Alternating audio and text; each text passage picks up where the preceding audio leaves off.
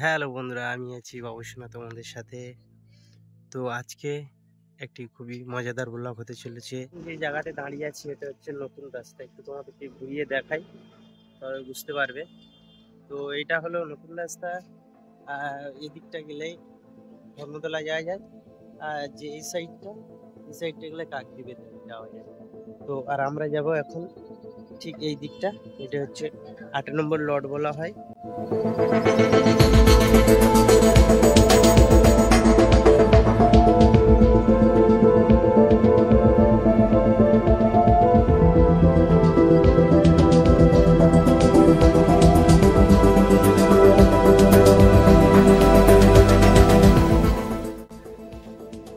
এই যে দেখতে পাচ্ছ হাতিটা সাজিয়ে রেখেছে কত সুন্দর।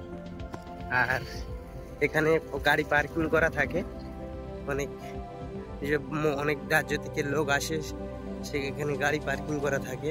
তো দেখতে পাচ্ছ মহারাষ্ট্র, ইউপি, বিহার সব জায়গা। তো ফাইনালি আমরা এসে গেছি সেই জায়গাতে, যে জায়গার উদ্দেশ্যে বেরিয়েছিলাম। তো এখন তোমাদেরকে দেখাবো, লঞ্চটা ঢুকছে, দেখতেই পাচ্ছ তোমরা। খুবই কাছ থেকে তোমাদেরকে দেখাই। তো এই যে লঞ্চ ঢুকে গেছে, একটু সাইডে দাঁড়াই তাহলে তোমরা বুঝতে পারবে।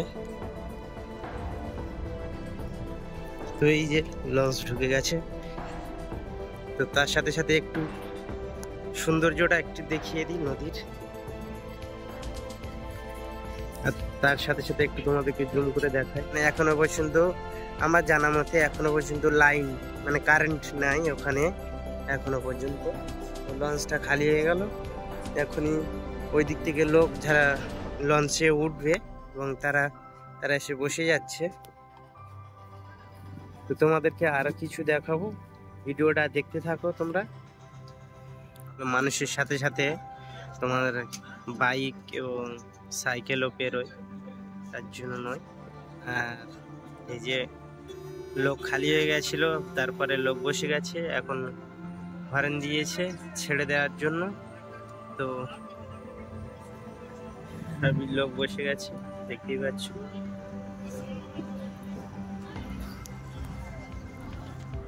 তোমাদেরকে আরো কিছু দেখাবো, শুধু ভিডিওটা দেখতে থাকো এবং একটু সাপোর্ট করো, ফলো করে দাও, লাইক করে দাও, দেখতে থাকো।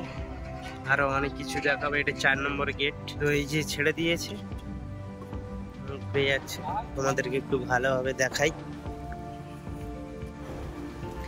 এটা এখন যাবে তোমার ঘোড়ামরা, হচ্ছে চর। এটা চারদিকে নদী আছে, বিস্কানে চরটা, এটা আইল্যান্ড বললেই চলে, কিন্তু এখানে মানুষ বসবাস করে না।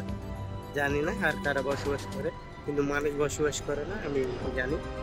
আর যে তোমাদের এর আগে ভিডিও বলেছিলাম যে ঘোড়ামরা, ওই যে দেখতে পাচ্ছ ওই যে চরটার পরে চর, এরপরে হচ্ছে তোমাদের ঘোড়ামরা। ঠিক আছে, এখন এই লঞ্চটি যাবে ওই দিক থেকে, সামনে দিয়ে ঘুরে ঘুরে ঘোড়ামারাতেই যাবে।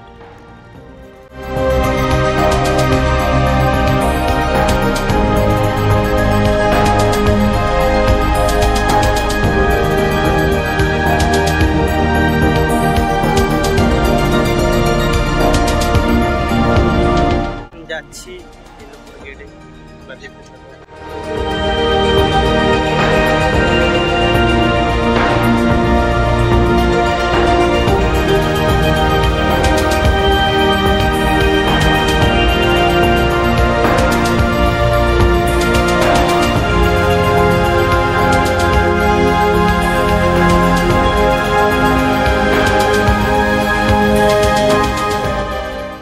এখান থেকে ভিউটা কেমন লাগছে বন্ধুরা একটু কমেন্ট করে জানাবে।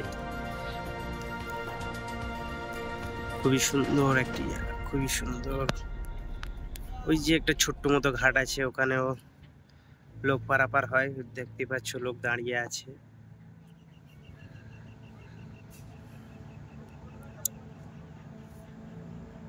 আর সূর্যটা তো খুবই, যদি আরো সূর্য ডোবার সময় আসো তোমরা, এত সুন্দর লাগবে, এত সুন্দর লাগবে।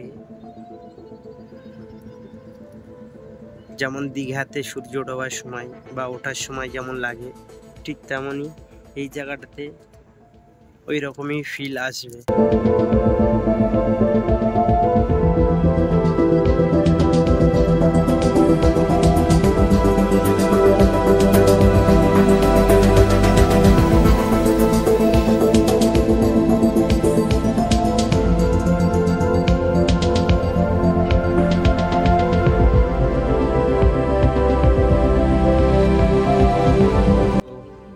এখন যাচ্ছি। আর একটা গেট আছে, কারণ এরপরে যে 2 নম্বর গেট বলা হয়, ওই গেটটা তো এই ভিডিওতে দেখে নিয়েছো।